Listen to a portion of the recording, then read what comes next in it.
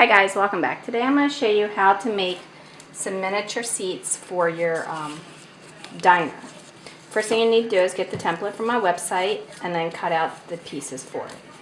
After you have that, then you want to apply some glue. That's fine. Right along the middle. That's booth. And then you're going to attach it to that and squeeze it pretty tight to make sure that you have it on there real good. It'll move on you because it's painted. Then you want to lay it on top of your 1/8 inch piece here. Alright, squeeze them together. You can use a clamp if you like. Glue it. And then once you have it level, just like that, then you want to run a bead of glue right along the back of this.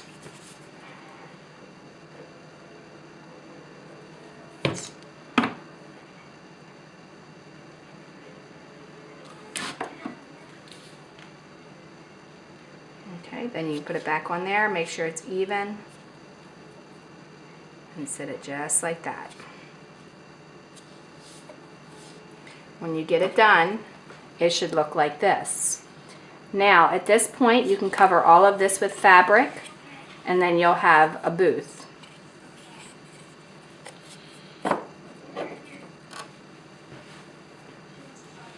Okay, so now I'm going to go ahead and show you how to do the littler one. If you want to do a smaller size, and it doesn't matter if you follow our measurements on the width of this, but when you do it for the smaller size, this has to be the same measurement as the back. So all the seats have to be the same as the back. Alright, so you're going to glue them together exactly the same way that we did the other ones. And this is just scrap wood that we were using. You can use whatever it is that you like. And I'm using Elmer's Wood Glue Max. Putting it together like this, making sure the sides are even. And then this is going to be the same height as that when you put them together. Now I've already put some glue on there. And then I'm going to just stand it up like that. Make sure it's all flat and even all the way around. If your glue comes out the bottom like it did just there, use like a toothpick or something and scrap wood, anything, and you can just kind of like smooth that out to get that off.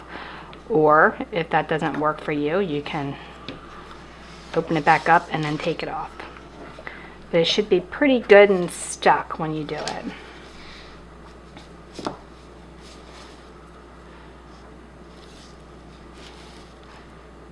Okay, and then they should be the same height.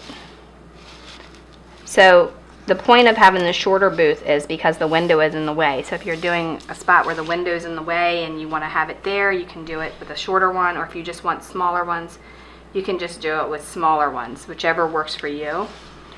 And then,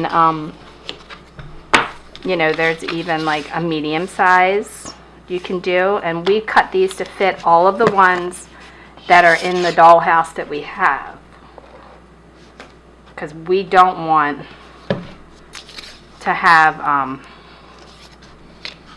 it where it's blocking the view of a doorway or a window, but that's entirely up to you what you want to do. Again, I'm just going to do the same. Oops, I just did that backwards. The same exact thing. Like that. Make sure you have them flat, even on a flat surface. Press them down. Sure you can put some clamps on it if you like. If it's moving too much on you. Better to put the clamps on it because it's moving around too much.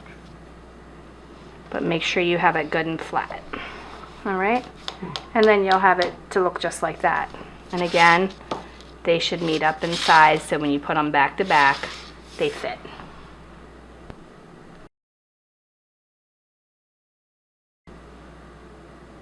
Okay, so now if you want to have your booths where they're facing like this, that's fine. But sometimes you may want to actually have booths where they are back to back, so you can have multiple table areas. So in order to do that, you will need to apply some glue. And again, I'm just using this wood glue Max from Elmer's. Just put some glue right around there. And then what I like to do is I like to dab it just to kind of get that glue to smear out a little bit. And that's optional, but it works for me. Then I'm going to put them together. Now once you glue them together, they are going to be glued together permanently. So if you don't want them permanently glued, then you may not want to do this. Okay, make sure you have them good and even. And then glue it, and then you'll have a double booth. Make sure the sides are even. Make sure the sides are all even and the bottom's even. Down either side. Just like that. Okay, so now I'm going to show you the difference. You can leave your seats like this, or you can add this optional trim to finish it off. Now with the optional trim, it just gives the seat more definition.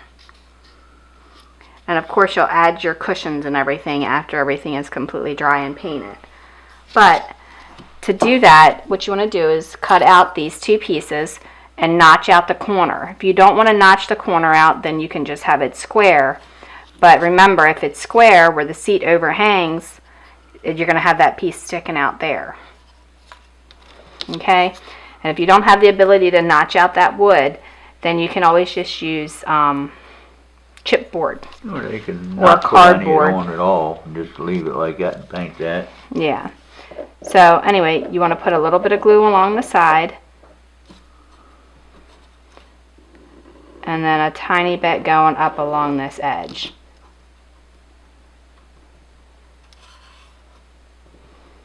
Remember, this is an end grain, so it's going to absorb your glue. So you may want to pre-treat it or put a little bit extra glue on that end, because it's going to suck it right in there. Now, once you have that on there, you want to go ahead and make this even at the bottom and even at the back. You can put it on a flat surface and press it down, and you'll be sure to get it even. Okay, then once you do that, then you want to take your pieces that you have for the side, the little decorative piece, put a little bit of glue on the bottom there.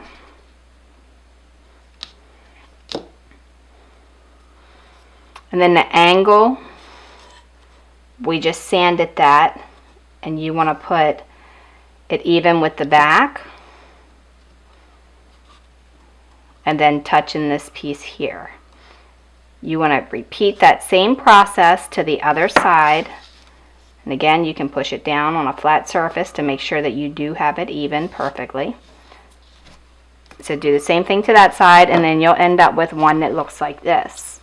As far as the cushion goes, after you've painted the entire thing, we'll just wrap the cushion and glue it to it. And I'll show you how to do that in another step.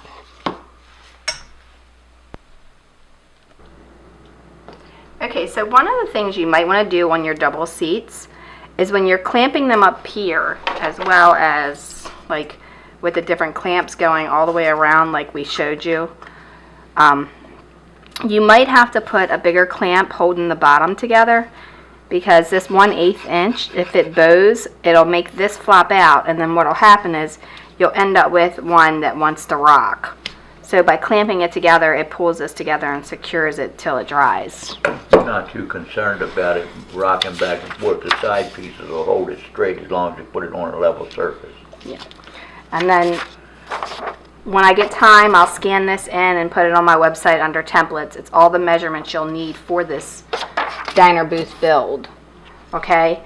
And for the double seat, we're going to do it exactly the same way we did that, with the exception of it's going to be one angle, or one piece that goes up with a double angle on it for up here.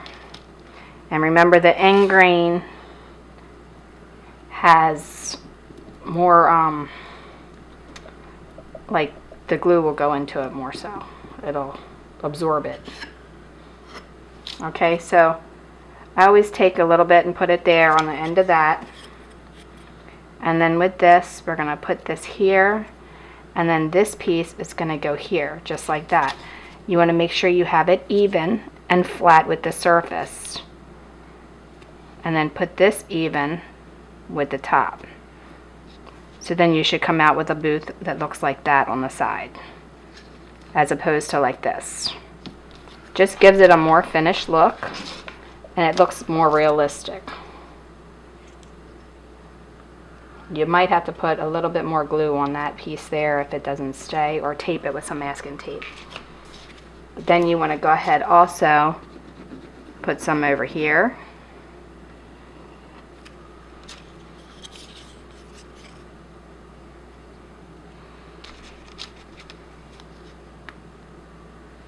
Attach that the same way. Make sure you square it all up, make sure it's all nice and even, and then you'll end up with a booth that looks like this.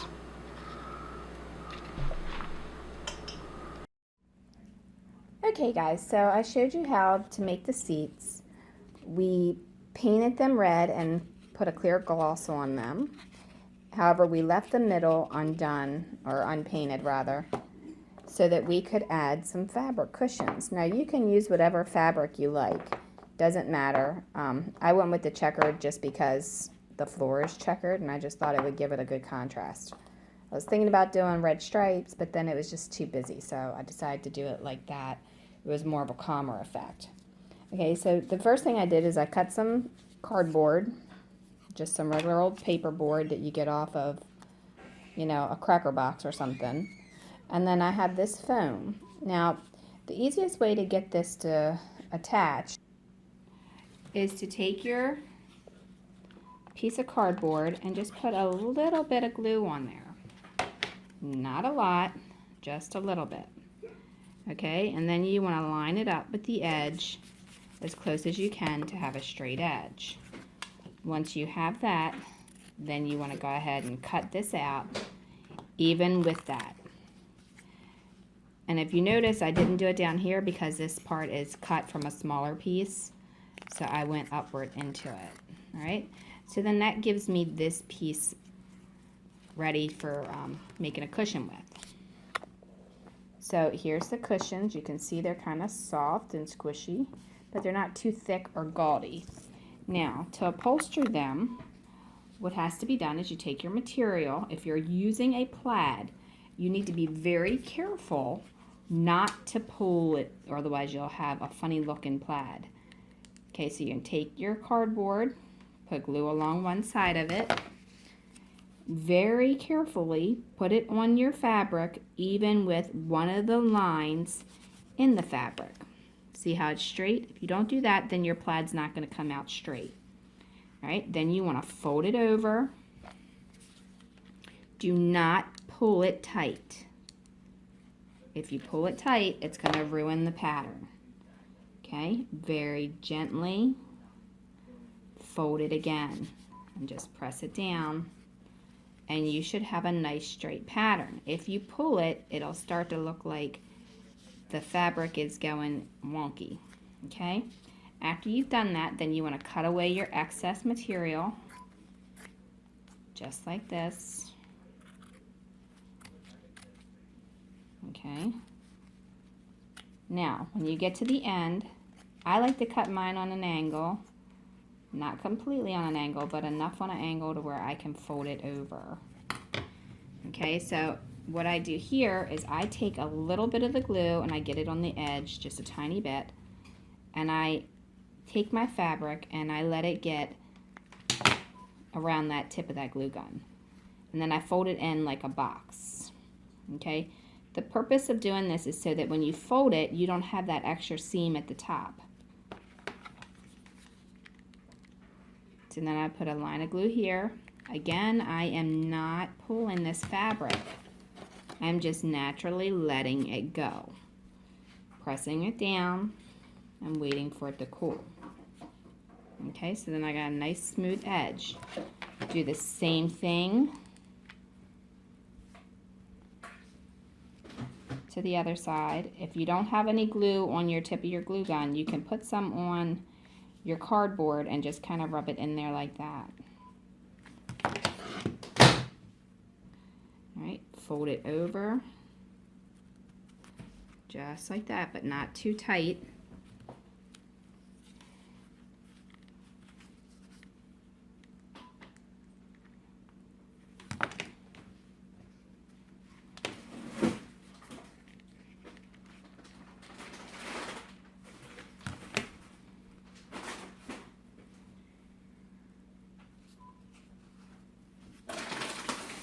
and unfold it again. That glue gun is hot, by the way, so be careful. All right, so now you have this nice, neat piece. All right, so now you need to do the bottom piece as well. Okay, sorry about that. The camera started to tip. Okay, so now once you have that done, you want to make sure your seat is good and cleaned out. There's nothing on it. Then you want to take your fabric covered piece and you want to align some glue. Right along the inside. Okay, you want to fit it right down in there. Now you are cutting this piece just a tiny bit smaller than the space in there so that it fits. All right, it should fit nice and snug in between the two. After you have one in there, then you want to go ahead and do the same exact thing.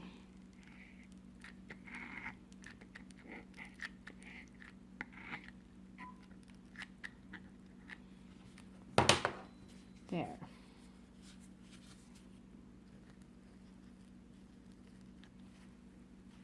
All right, and you want to push this down into the seat here until it is even at the top, all the way across. And it should look just like that. So when you put them back to back, well, these two won't go back to back because we actually made the double. But if you were to put them back to back, that's what it would look like.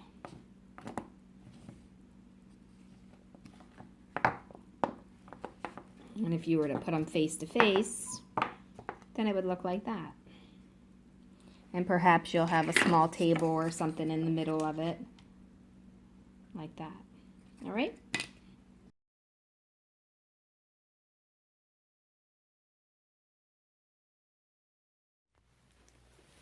Okay guys, thanks for watching, and don't forget to follow Dollhouse Miniature Madness and Tutorials.com. Also, check us out on Facebook, Dollhouse Miniature Madness and Tutorials, and on YouTube.